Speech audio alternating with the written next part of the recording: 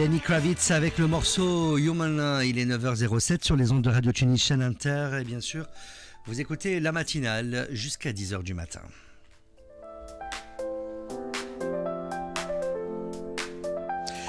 Et bien sûr, tout de suite, on va mettre un coup de projecteur sur un événement majeur pour le monde médical tunisien, le 22e congrès national de chirurgie laparoscopique qui se tiendra dès demain et ce jusqu'au 30 mai prochain dans un hôtel à Tunis au centre-ville.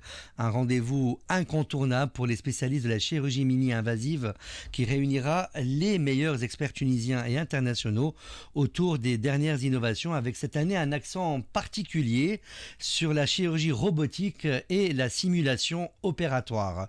Pour en parler ce matin, j'ai le plaisir de recevoir le docteur Zohaïr Belmansour, chirurgien général et vice-président de la Société tunisienne de chirurgie laparoscopique. Docteur Belmansour, bonjour et bienvenue sur les ondes de Radio Tunis Chaîne Inter. Bonjour, c'est Mehdi, merci pour l'invitation et je salue les auditeurs et les auditrices de RTCI. Merci à vous. On va déjà commencer directement sur le congrès en lui-même. Quels seront les grands temps forts de ce 22e congrès national ? D'abord, je fais une petite présentation de la Société tunisienne de chirurgie laparoscopique qui a été fondée il y a 23 ou 24 ans de ça par le père fondateur, le professeur Farouk Sabri, que je salue ce matin. Et après le professeur Farouk Sabri, plusieurs présidents se sont reliés avec plusieurs bureaux pour continuer cette mission scientifique essentiellement. Alors, quels seront les grands temps forts de ce 22e congrès national ? Voilà, pour le 22e congrès de chirurgie laparoscopique qui se déroule tous les ans, pratiquement toujours à la fin du mois de mai au début du mois de juin. Donc, comme d'habitude, on a des invités étrangers de plusieurs pays, cette année de France, de Suisse, d'habitude même d'Italie et de Belgique qui viennent assister, présenter leurs travaux et puis faire des échanges scientifiques. Le thème principal cette année, c'est-à-dire avec l'évolution scientifique mondiale, la chirurgie, elle a beaucoup évolué. Nous, c'est la chirurgie, notre société s'appelle la Société tunisienne de chirurgie laparoscopique. Quand on parle de laparoscopie, c'est la cilioscopie. Quand on parle de la cilioscopie, c'est la chirurgie mini-invasive. Quand on dit la chirurgie mini-invasive, c'est-à-dire la chirurgie où on fait petite incision. D'accord. C'est-à-dire le minimum d'incision. Il faut, c'est-à-dire à travers des petites cicatrices alors à la fin. Cicatrices à la fin, exactement. Et faire reproduire ce qu'on fait en chirurgie laparoscopique. Bon, il y a une petite, un petit lapsus, une petite anecdote. À l'époque, on disait un grand chirurgien, une grande cicatrice. C'est plus le cas aujourd'hui. Un grand chirurgien, c'est petite cicatrice. Qu'est-ce qui distingue cette édition 2025 des précédentes ? En fin de compte, il y a ce qui à part, je vais vous parler, c'est-à-dire c'est une continuité, c'est une continuité donc des différents progrès, différentes évolutions faites dans le monde partout. Ce qui distingue cette année, c'est on va insister surtout sur la chirurgie robotique. D'accord. Et quand on parle de chirurgie robotique, intelligence artificielle, bien sûr. Aussi, bien sûr, l'intelligence artificielle. Quelque chose, je vais commencer bien par sûr. ce que rien ne remplace l'être humain. Ah oui. Ni le robot, ni l'intelligence artificielle. Bon, c'est vrai, l'intelligence artificielle... Elle aide, c'est un support, oui, bien sûr, mais elle ne remplace jamais l'humain. Elle ne remplace jamais parce que l'intelligence artificielle n'a pas d'émotion. Exactement. Et je parle surtout du robot aussi. Le robot, c'est quoi ? Le robot, une petite explication rapide, ce sont des bras chirurgicaux qui sont placés, qui tiennent des petites pinces. Et le chirurgien n'a plus les pinces dans les mains, le chirurgien. Il est pilote. Il peut être en Chine et opérer en France. Opérer en France, il pilote à travers une console. Il manipule à travers, bien sûr, une vision directe à travers une... C'est de la haute pointe de technologie, bien sûr. Caméra. Surtout, donc, une image en 3D et une précision au millimètre près. C'est ça, la chirurgie robotique. Voilà. Alors, la grande nouveauté, on l'a dit cette année, c'est l'introduction d'un focus sur la chirurgie robotique. Que représente cette technologie pour la pratique chirurgicale en Tunisie ? Pour la Tunisie, d'abord la chirurgie robotique, elle a commencé dans le monde, aux États-Unis, et après en France, elle a commencé il y a une vingtaine d'années, Différents hôpitaux, différentes régions sont équipées partout. Maintenant en Europe, il n'y a pas que la France, en Espagne, en Italie, en Allemagne, etc. Mais pour la Tunisie, la chirurgie robotique, ce n'est qu'un début. Déjà, On est en retard, docteur? oui, on est en retard parce que il faut nommer les choses par leur nom. Bien sûr. Parce que nous, avec les difficultés quotidiennes au niveau des hôpitaux tunisiens, malheureusement, pendant ces dernières années, je ne vise personne, mais tout a changé, je ne dis pas dans le mauvais sens, mais on a reculé. On a stagné plutôt, pour ne pas dire qu'on a reculé. Manque de moyens, etc. Manque de moyens, surtout manque de moyens dans les hôpitaux. Peut-être dans le secteur privé, c'est un peu, il y a plus de moyens, mais c'est toujours les mêmes problèmes. Donc en Tunisie, il y a un seul robot pour le moment qui est installé à l'ISA, à l'Institut Salah Hazaïs. La seule, hein? La seule. Ils ont commencé déjà à travailler avec, mais ça coûte cher, à part le robot, les instruments qu'on utilise, ça coûte cher. Il faut beaucoup de temps pour ça. Le temps d'apprentissage, parce qu'il faut apprendre à faire ça, et il faut avoir du temps pour faire parce que tu peux faire la même intervention, tu peux faire 3 interventions à la place d'une avec le robot. C'est ça le recul ou le retard qu'on a fait en Tunisie. Mais j'espère que dans les prochaines années, c'est sûr que les choses vont évoluer, on est en train d'évoluer, et on va reprendre, j'espère que tout le pays reprenne de pied dans tous les domaines, notamment dans le domaine médical, et je parle bien de la chirurgie, que d'autres robots seront installés dans d'autres hôpitaux. Et je crois que bientôt, il va y avoir un deuxième robot dans un hôpital. On l'espère. Et plus tard, j'espère qu'un robot sera aussi installé dans chaque hôpital. Dans chaque hôpital et dans les régions. Et pourquoi pas dans la nouvelle cité médicale qui sera on l'espère. Inch'Allah. On l'espère. Ouais. Alors, on va parler aussi sur la simulation et la formation, hein, c'est important. Vous introduisez aussi un volet simulation. À quoi ressembleront ces ateliers et pour qui sont-ils destinés? Donc, les ateliers sont destinés aux jeunes chirurgiens, aux jeunes résidents surtout, les internes plutôt, les résidents en chirurgie, pour la formation. C'est de la formation continue. C'est une simulation, comme si on opère, c'est la même chose, ce qu'on appelle des laparotrainers. On reprend pratiquement la même chose, les mêmes actes, les mêmes gestes. Jusqu'à présent, on fait des laparotrainers, des journées entre parenthèses, animales, mais il y a d'autres produits qu'on utilise qui ne sont pas, bien sûr, qui sont pas des animaux avec lesquels on fait c'est de la simulation, c'est de reproduire les mêmes gestes avec les mêmes instruments pour les jeunes, pour apprendre ce qu'ils doivent faire après sur l'être humain. Voilà. Alors en quoi la simulation révolutionne-t-elle la formation des jeunes chirurgiens? La simulation pour les jeunes chirurgiens, c'est la pratique, j'imagine. C'est le fait de pratiquer. C'est la pratique. C'est comme ça qu'on devient un bon chirurgien, c'est le fait de pratiquer, j'imagine. Voilà. Mais bon, on devient bon chirurgien, il faut être patient en chirurgie. Parce qu'en chirurgie, c'est pas au bout de 5 ans ou de 8 ans ou 10 ans, on devient grand chirurgien ou un chirurgien chevronné. Il faut du temps et il faut beaucoup de patience. Et d'apprentissage et de recherche. D'apprentissage surtout, de recherche, bien sûr. Il ne faut jamais être pressé en chirurgie. Comment la Société tunisienne de chirurgie laparoscopique accompagne-t-elle la formation continue dans ce domaine en rapide évolution? Notre société accompagne cette formation continue, ce qu'on appelle une formation continue, à travers des ateliers, des journées qui sont organisées souvent à la faculté de médecine de Tunis, des fois et même organisées dans d'autres hôpitaux, à Sfax, à Monastir, à Sousse. C'est surtout les journées. Déjà, à part le congrès qu'on organise, on a des journées scientifiques, ce qu'on appelle la journée d'hiver. Des fois, on l'organise entre mois de janvier et mois de février. Et la journée d'hiver, elle est toujours organisée ailleurs qu'à Tunis, donc entre Sfax, Sousse. Excellent. On pense même à aller beaucoup plus loin, plus tard à Djerba ou à Gabès. Pourquoi pas. Sur l'évolution de la discipline maintenant, comment voyez-vous l'évolution de la chirurgie laparoscopique en Tunisie dans les prochaines années?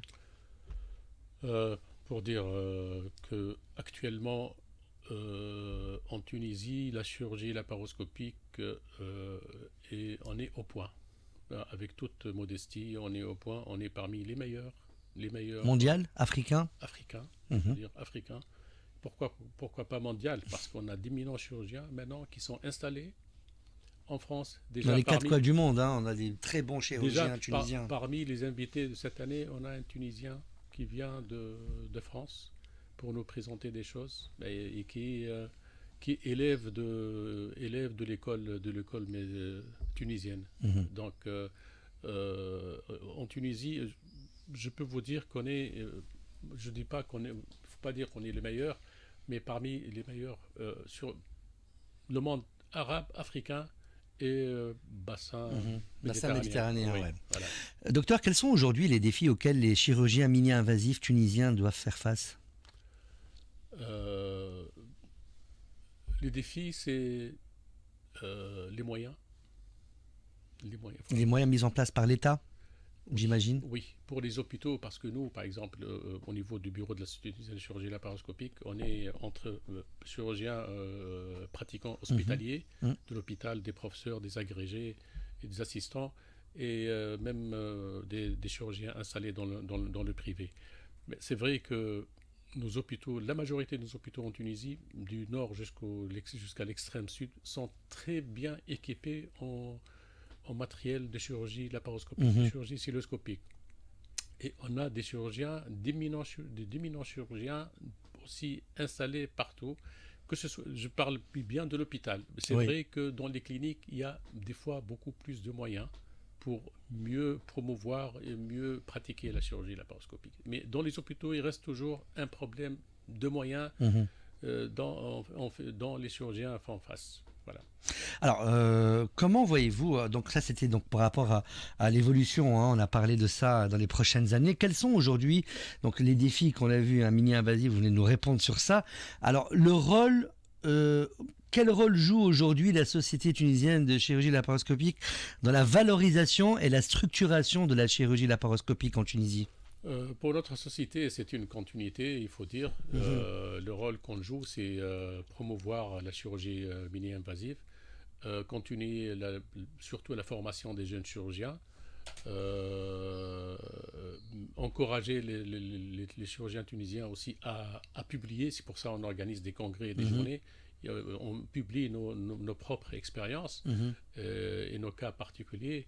Et il y a même des techniques entre parenthèses, des techniques tunisiennes, pures, inventées par des chirurgiens tunisiens. Et surtout, rester en contact et en échange avec les professeurs internationaux, je veux dire avec les chirurgiens internationaux, et garder surtout cette relation, ce contact, c'est pour évoluer, parce que ce qu'on fait souvent, nous, à part les congrès qui sont organisés en Tunisie, on essaie de se déplacer aussi à l'étranger pour assister aux différents congrès en Europe, des fois même plus loin aux États-Unis. Quel est votre ressenti, docteur, quand vous voyez des jeunes quitter le pays, qui veulent aller pratiquer la chirurgie à l'extérieur de leur propre pays? Est-ce que vous essayez, vous, en tant que société, d'essayer de les faire rester en Tunisie, ou c'est plutôt allez-y, faites votre expérience, mais revenez quand même? Oui, on aimerait bien sûr. Nous, de toute façon, ça a été toujours depuis longtemps. Je ne vais pas parler de mon expérience personnelle, entre parenthèses. Moi, j'étais en France dans les années 90. Et c'était mon propre choix de rentrer en Tunisie, début des années 2000, parce que je voulais Revenir dans mon pays. revenir dans mon pays et vivre Bien en sûr. Tunisie Ouais. et pratiquer, travailler en Tunisie. C'est vrai Malgré que, tout ce qu'il peut y avoir, bon, bien à sûr. l'époque, Beaucoup moins. Beaucoup moins. On était plutôt enthousiaste. J'étais enthousiaste de rentrer. Mhm. Mais pour les jeunes chirurgiens, mais depuis toujours, les chirurgiens tunisiens sont toujours partis à l'étranger pour faire des stages. Bien sûr. Mais ils voulaient jamais rester, quoi. Mais depuis quelques années, une dizaine d'années, bon, c'est vrai que la première chose, ce sont les moyens, d'abord, qui existent à l'étranger. Les choses Un manque de reconnaissance aussi? en Peut-être. Tunisie, c'est pas un manque de reconnaissance, mais les conditions difficiles dans lesquelles travaillent les jeunes médecins, d'une façon générale, dans les hôpitaux, Au niveau des urgences, des fois, je parle de la médecine d'une façon c'est générale. catastrophique au niveau des urgences. Oui, c'est très difficile, malgré les grands efforts qui sont fournis actuellement par les autorités tunisiennes. Mais les jeunes chirurgiens, ils veulent toujours aller voir ailleurs, faire une expérience et revenir. Mais malheureusement, avec les moyens qu'on leur donne là-bas, et avec pas seulement les moyens, parce qu'ils sont attirés par d'autres choses, je veux dire même sur le plan financier et matériel, ils sont attirés de rester là-bas. Et ce qu'on remarque déjà en France, le manque de médecins, de chirurgiens. Il y a un désert médical là en France. Il y a un désert médical. La majorité sont remplacés par les Tunisiens actuellement, qui sont installés, pas seulement en France, mais non, même dans les pays du Golfe. Quels sont vos objectifs à moyen terme en tant que vice-président de la société ?